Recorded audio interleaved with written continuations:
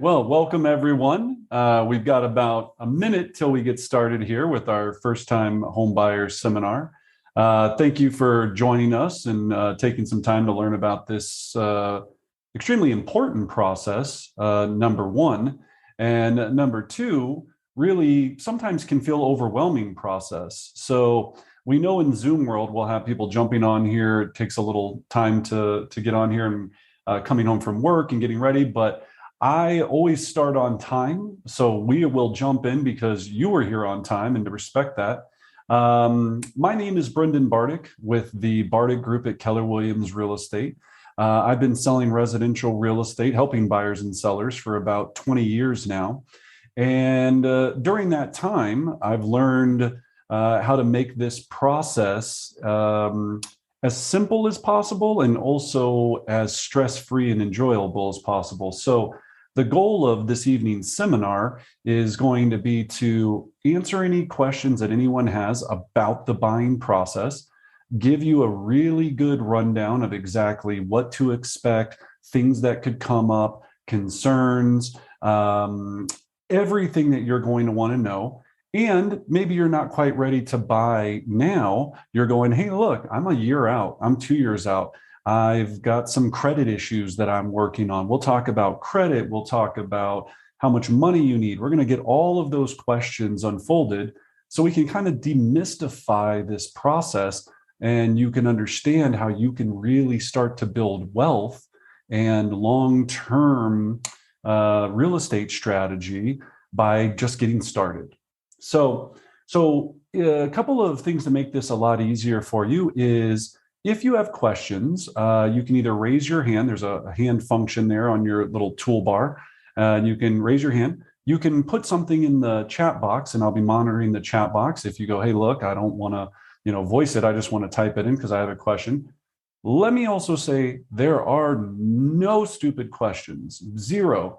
All of us started at some point. I still have people that have been working with me selling real estate for a while that still have questions all the time that I go, great, let's sort these out. So don't think that there's any wrong question here, but just make sure that you raise your hand. Let's sort it out now so you can leave here feeling good. So about 6:02, I think we're safe to go ahead and get started. So let's jump in. And we're going to start. Let me share the screen here. There we go. So, whoops. There we go. All right. So the easiest way to think about this is in 6 easy steps. And when we start to think about the home ownership process, you can see there that it says step 1, hire your agent. Obviously, who you align yourself during this process is going to be absolutely critical because this might be one of the largest purchases of your lifetime and one of maybe the greatest investments you ever have. So you first of all want to make sure that you hire the correct agent and professional. Number 2, we're going to secure pre-approved financing. So in this session, I'm going to take you through what that means, the ins and outs of financing, what to be looking out for, what to be nervous about, what the difference between pre-approved is and pre-qualified, which there is a big difference there.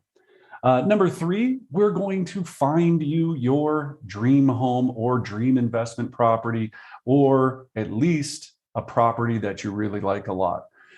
Next, we'll make an offer and negotiate that offer. So a lot of what goes into this is you always make your money on a real estate purchase when you purchase it, not when you sell it. So with analytics and information and data and experience, all of those things are going to go into making sure you have the best purchase situation possible. Number 5, get the home inspected and negotiate any repairs, right? So there's a lot that goes into the inspection process. And then number 6, close and become a homeowner. Now, there's a few other pieces in here after the get home inspected and negotiate repairs. Depending upon how you're purchasing the property, there would also be an appraisal. There's some title things that I'm going to take you through, making sure we have clear title. But basically, these 6 steps are what's going to lead you to owning your first property. All right. So let's jump in. All right. So home buying myths, and there are a lot of them, right? A lot of times people look at the home buying process and say, you know what? I just can't afford to buy a home right now.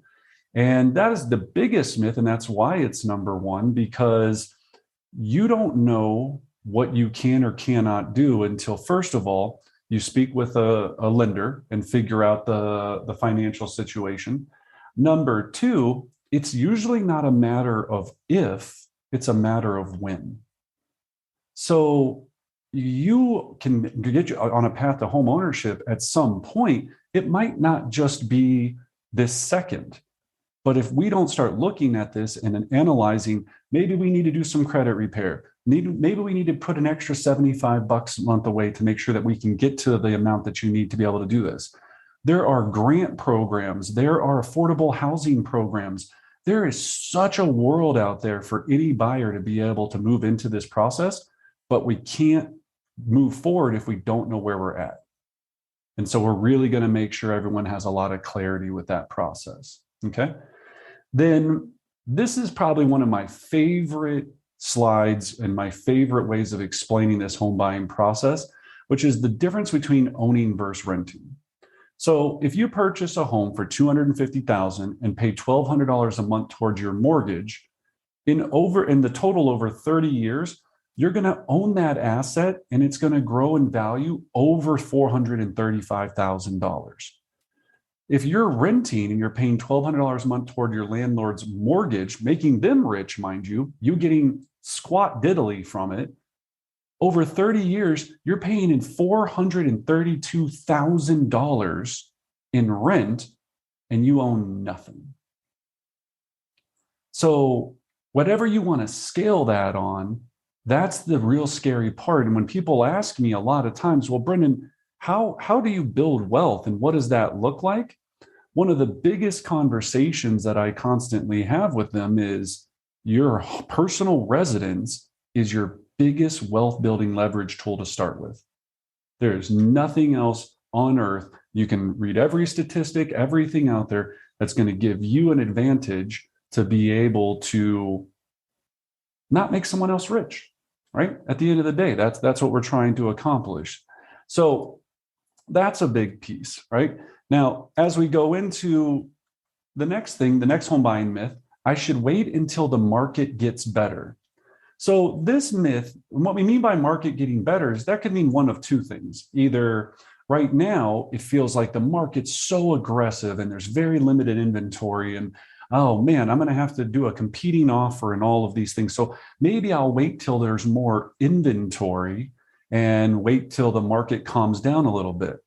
Well, if you do that, there's two major concerns that we face all the time. Number one is you don't know when the market's going to shift and change, meaning that it could continue to go up. I had people ask me say the same phrase to me 3 years ago, and now home prices have gone up and home values have gone up another 14%. 14% in 3 years.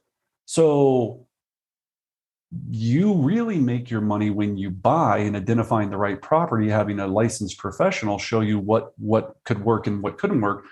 But the second piece of that is we also don't know what's going to happen with mortgage rates. So if you're watching the markets and you're understanding what's happening with inflation, or you're not understanding, you just go, I don't get really what's going on. Rates will continue to rise. And when your interest rates rise, you have less buying power. And that can severely affect your affordability for a current home, which means you're either going to have to buy a smaller home or a home further away from where you really want to be. So this still comes down to talk to the professional, make sure you have a guidance or have guidance in this and an advisor talking you through this process so you don't have any of these concerns. Okay. So next, let's talk about why you should buy now versus waiting. Mortgage rates are still remarkably low, which is, a fantastic place to be. Again, your long-term investment grows, equity buildup, value appreciation, debt pay down. So all of those things. Remember, when you buy a home, you're paying down that debt, you're creating equity in that asset, which you can use in the future to draw on for either your family, your personal use, or when you decide to sell, if you do, you can use that to upgrade into the next property. That's impossible to do if you're renting. Then pride of ownership.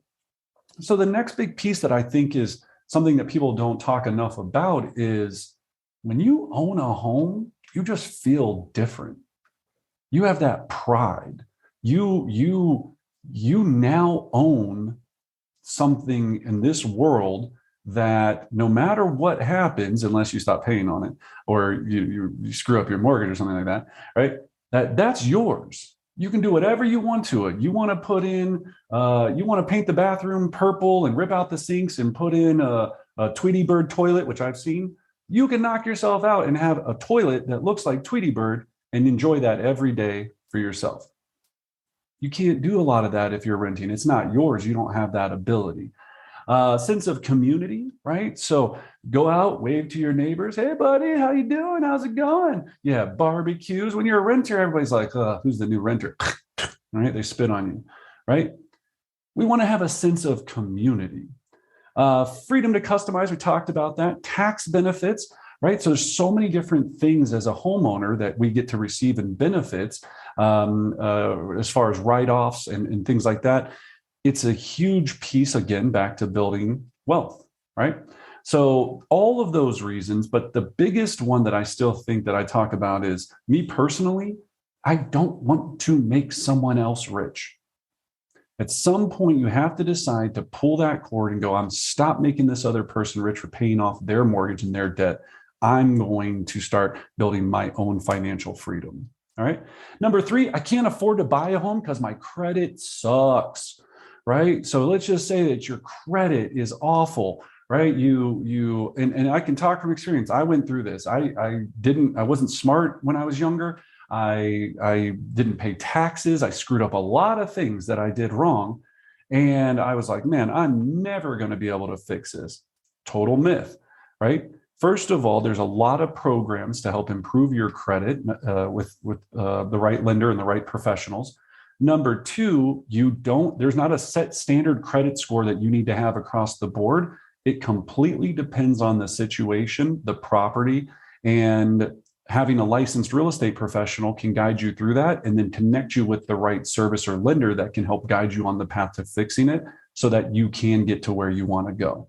So it's not a matter of if, it's just a matter of when. That's the whole thing you have to think about in this process. All right. So now let's get that money. How do we get that money so we can go buy the house? Well, there's a couple of things in securing pre-approved financing and how to select a lender and get pre-approved. Now, what you're going to want to think about is what I always say to my clients is, well, what type of financing package do you want to utilize to purchase this property? I'll talk about a few here. First of all, you can buy the home for cash or property for cash. So this is either you came into some money, you go, mommy, daddy, uncle, give me the money, somebody give me the money, and I buy the property for cash. The second piece is that we're going to get financing. Now, there's generally 3 types of traditional financing.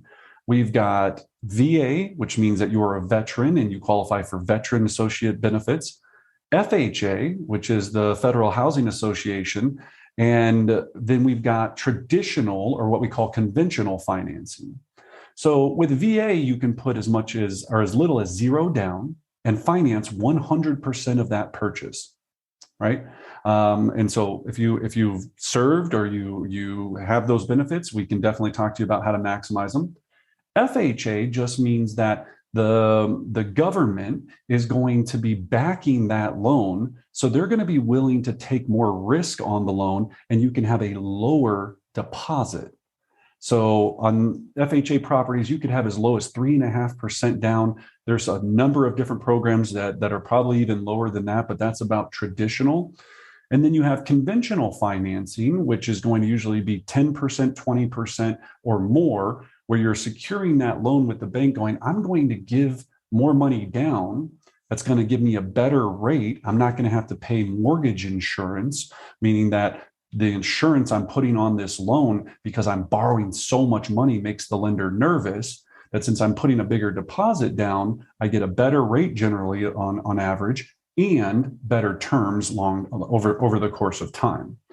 So those are the general. Now, the other type of financing that there is there's also a financing called seller held financing. That's rare in this kind of market where the seller would hold the note, and meaning that they become the bank, and then you would pay them and they would receive the interest payments for allowing you to borrow that money from them basically until you pay off that property.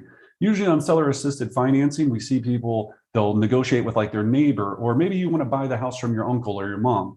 You go, Mom, hook me up. Like, you're the bank. I don't want to have to qualify for all this stuff. You would pay her over a period of time with a balloon payment, maybe 5 years, and then you would transition that into a regular loan, and then they would be out of the picture. So it's kind of an in-between to allow people the ability to get into a property. But right now you don't see that a lot because the market is so hot. All right. So now let's talk about getting pre-approved versus pre-qualified. So pre-qualification, right? It's not a formal or lengthy process. You can talk to one of our preferred lenders and they'll tell you very quickly what you can qualify for. Now, it's also not a commitment from a letter. It's just saying, hey, look, based on the general picture of what you're telling us, this is how much you could buy in today's market. All right. So it's a rough estimate of how much you can borrow. The pre-approval is a formal application. So you're going to go through the whole process. You might have to show them tax records and give them all of your stuff. You're going to get a formal commitment from the lender going, based on everything we've seen, we're going to give you, Susie, $400,000, and we're going to allow you to borrow that money from us. It also states how much you're borrowing and at what rate you're going to pay on that interest rate. And then it makes you a stronger buyer in multiple offer situations.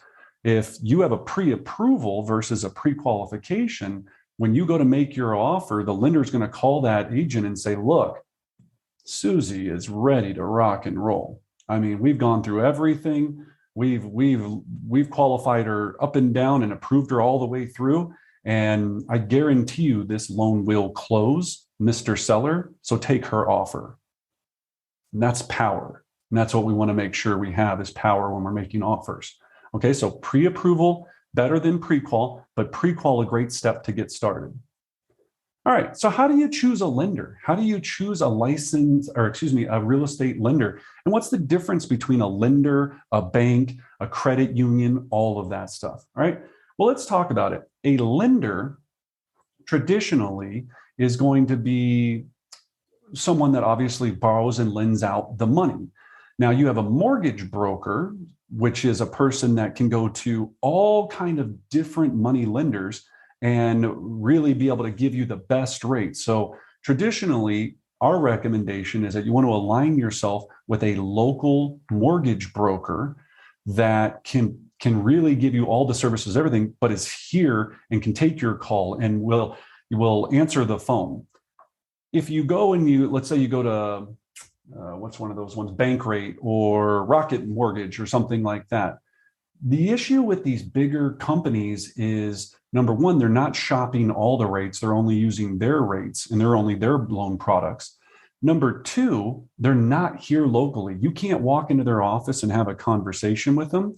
And when push comes to shove during a closing and you're working with Rocket Mortgage, it's somebody sitting in Nebraska at a cubicle, and they could care two flips less if your deal gets to the finish line. So it is important that if I can call up my lender and go, Annie, look, what's going on? We need to close tomorrow. And she's going to go, hey, I got you, no problem. It's going to be 7:30 at night, and we're going to feel safe and comfortable tomorrow, and I know it's all going to happen.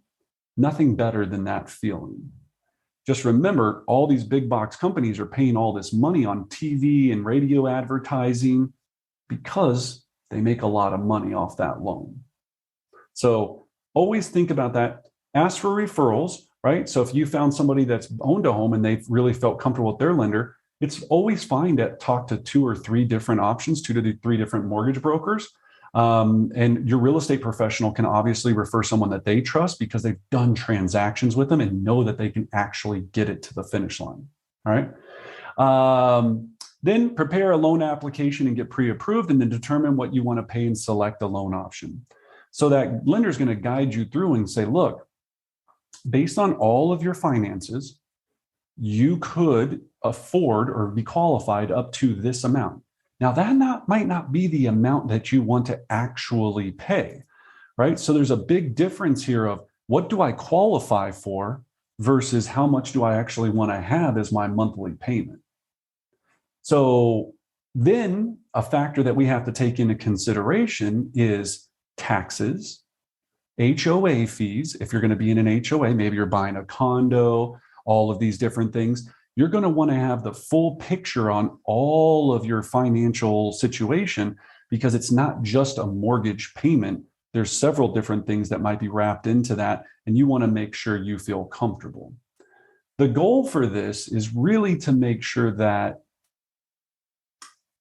when you move forward, that you're going to start seeing your dream home. And this is what happens to every buyer.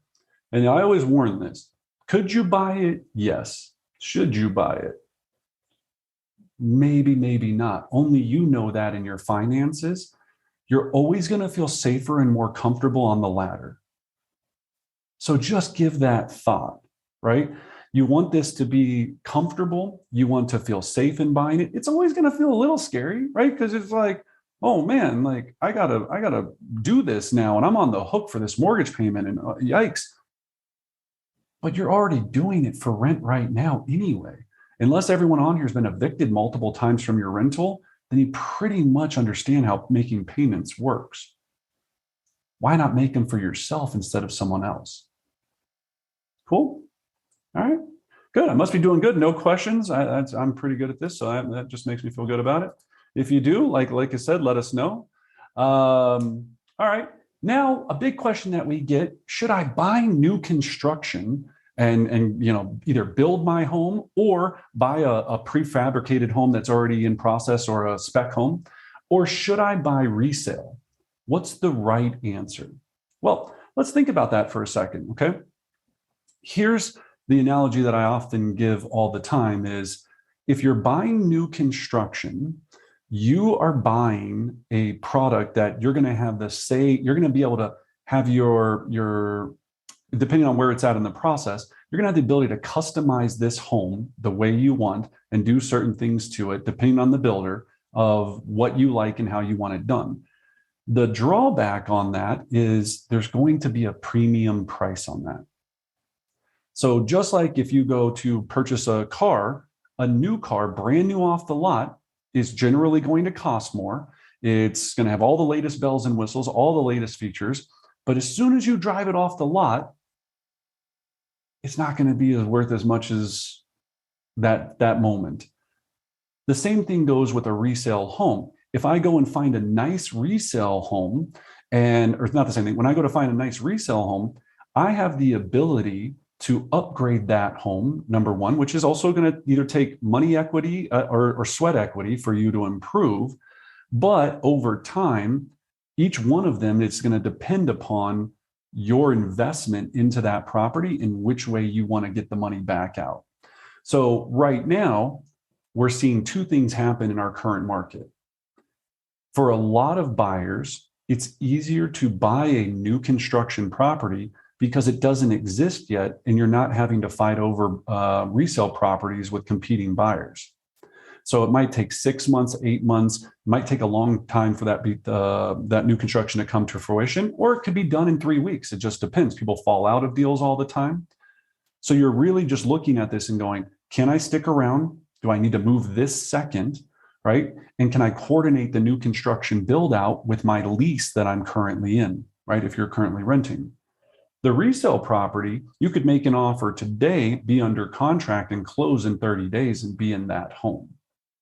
So there's a lot of pluses and minuses to both sides. I think it has a lot to do with personal preference, your timing, and then looking at each one as an individual estimate. So what I think about, and what I want everyone to really start thinking about, is you've got to remember, you're buying a home first and foremost for you to live in and enjoy.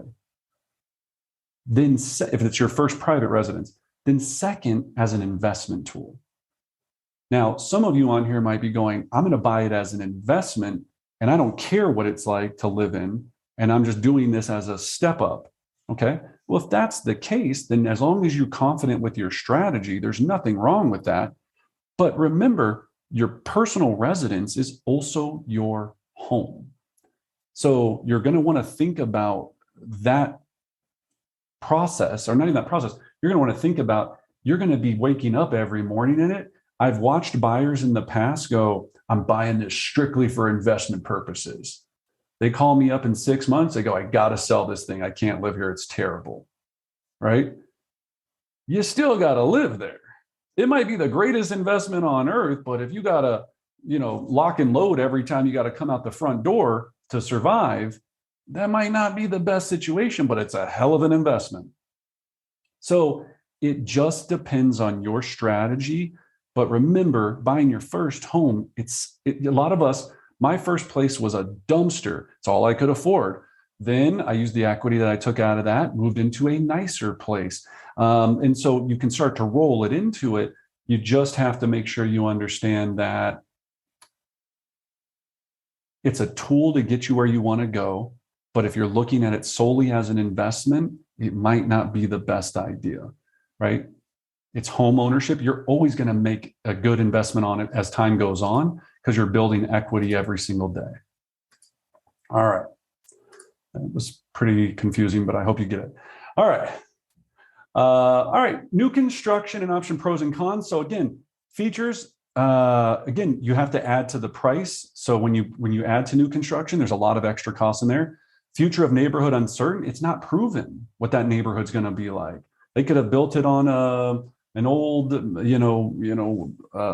gas station area, and there could be soil issues. There could be all kind of problems you don't know. So that's scary. It's an outlying area, no nearby amenities yet, no firm closing date, because again, it's up in the air when you're going to close. The pros is it's new. You get a home builder warranty for a minimum of a year, and then generally much further past that, depending upon the construction.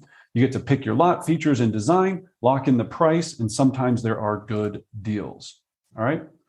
All right. So let's move on to making offers and negotiating with sellers. So whatever buyers should know before starting the home buying process. So when I think about making offers and negotiating sellers, number one is you're not necessarily making the offer. What you're doing is working with your real estate professional, and you're going to be they're going to be guiding you through this entire process.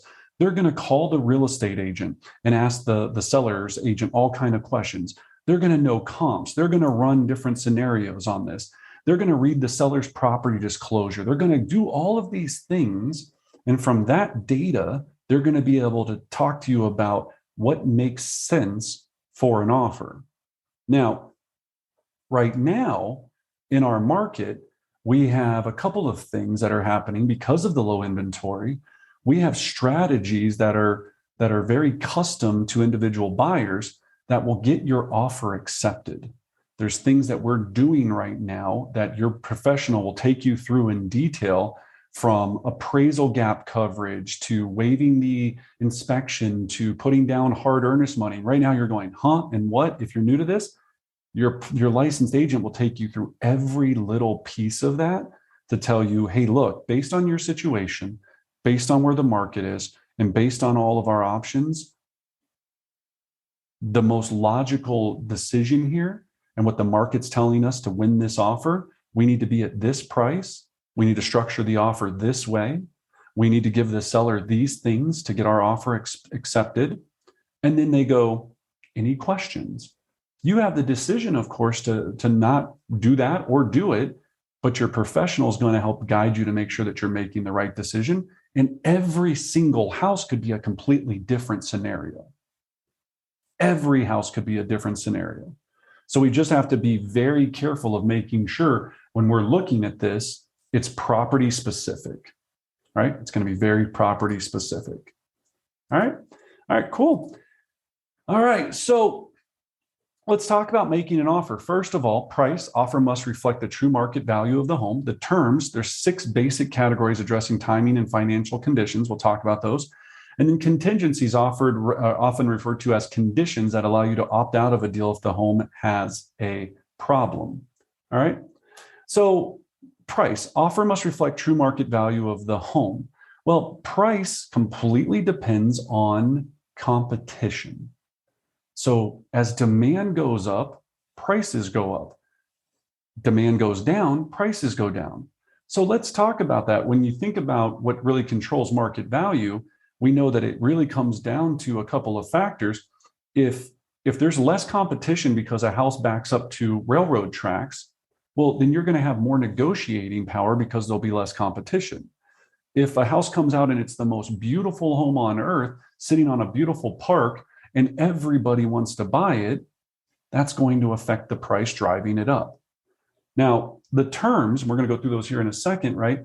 With addressing the timing and the financial considerations, as we look at those, to simplify it as best I can, is all we're thinking about when we think about offering the correct terms is right now, generally, what do we need to do to make this deal work so the seller selects my offer over someone else's? What terms do we need to make it appealing enough for that to happen? And then conditions and contingencies. So in a normal real estate market, and I'll break this down as easy as I can, the traditional process would be that you make an offer and you have what's called earnest money. So earnest money is going to be 1% to 3% of the list price of the home, generally speaking. Now, it can be less than that. It can be more than that. It's solely dependent upon what the seller wants for you to put down as a deposit to take that home off the market while you go through the lending process. All right. So general terms, you would make an offer. Seller would accept offer. And within a 2 to 3 day period, you would deposit said earnest money. So let's just run this scenario. So let's say the house is, you make an offer on a $500,000 house. Earnest money is $10,000. Now, you might be saying to yourself, well, I don't have $10,000 for earnest money. Well, you can offer very little in earnest money. You don't have to offer that full amount, but the seller might not move forward with your offer because they don't feel secure enough in taking it off of the market. So there's not a set guideline, but it really comes down to you trying to win the offer. Then once you're under contract, traditionally you would have 5 to 7 days to complete your home inspection. So we'd connect you with a licensed inspector. You would go through the inspection process. And during that time, if you found something out about the property that you didn't want to move forward with, you could cancel the contract and receive your earnest money back and move forward to a different property. Now, in this market, a lot of times we're having to waive that ability because we're competing and we want to win the offer. So you're going to have to be very diligent on the front side going, I feel comfortable with this house enough to make an offer, waive the inspection, and basically as soon as you go forward, your earnest money, that $5,000, $10,000, $20,000 is at risk. But if you don't make that risk, you might not get any home at all. So all of this is your real estate professional is going to guide you through the risk versus rewards and what you can do and what you can't do. And then you have the ability to feel comfortable of what do you do next to move forward. Okay. So then once we get past inspection, the next piece is we have the appraisal process. So the bank is going to send an appraiser to go, look, we're giving you this amount, or we want to let you borrow this amount of money. We need to make sure that the appraisal, that when we send an appraiser out there, that we truly believe that the property is worth that amount. So if after you buy the house in the first 6 months, you go, you know what, screw this house, I'm moving to Brazil and I'm just running away and I don't really care and I'm going to stop making payments and I'm over it and I have a nervous breakdown. Well, the bank has to take that property and then resell it. So they need to have an appraised value on the front side of going, we feel comfortable with our risk of doing that. So when we have to go into foreclosure and take this property back, we know what we're looking at. So that's why the appraisal process is very critical, especially when you're getting a loan. And your licensed professional will talk to you about all kinds of different ways to make sure that the appraisal process goes as smooth as possible, and certain things that you may need to do to get the seller to feel secure about the appraisal, meaning gap coverage, all these different things. So your offer will be accepted versus someone else's. Okay. Then after we get past appraisal, it's pretty much home sweet home. You're getting to final loan approval, and then you're heading straight to closing, which is always a fun day. So that's the quick version of that, but your agent will definitely explain all that with you in detail. So when we talked about that inspection process, let's talk about what to look for during the home inspection. Okay. So here's the things that we like to think about. And when we say don't sweat the small stuff, it's the big stuff that matters. Well, everything, when we're looking at the home, we want to make sure that everything is important to a certain degree. It's just a matter of what's going to get us to the finish line with the seller. So the way that I try to always present this is switch gears and think that you own the property. So you've been the seller, you're the owner of a home, and you've owned that home for 20 years, right? Maybe you bought it new construction, maybe you bought it back in whenever, but you've owned this home for 20 years. New buyer comes into the property once because you're ready to move down to Arizona and chill out and retire, whatever it is. They come into the property and they have their inspection. Well, this property is 20 years old. There's going to be chipped paint. There's going to be a spot on the carpet. There's going to be a light bulb that's out. It's 20 years that they've owned it, and they might have owned it. Some houses we sell here are 120 years plus old. So there's going to be these things that are going to be a concern because you're not buying new construction in a resale situation. So what we're looking for is what is going to be a big ticket item in the future, and then you making a decision with the guidance of your real estate professional if you should move forward or not. So what we're looking at is cracks or crumbling in the foundation. So one of the biggest expenses that you'll see in a home is if the property has big cracks. And I'm not talking, I walk into every basement, I've been in thousands of homes. Almost every basement in Colorado has cracks in the basement floor. That is not a major issue because homes are going to settle no matter what. And there's always going to be minor cracking of some form or fashion. What we're talking about is, especially crumbling, means that there's probably a water issue. Something's causing it behind the scenes to really deteriorate. And then you're looking at a bigger ticket item.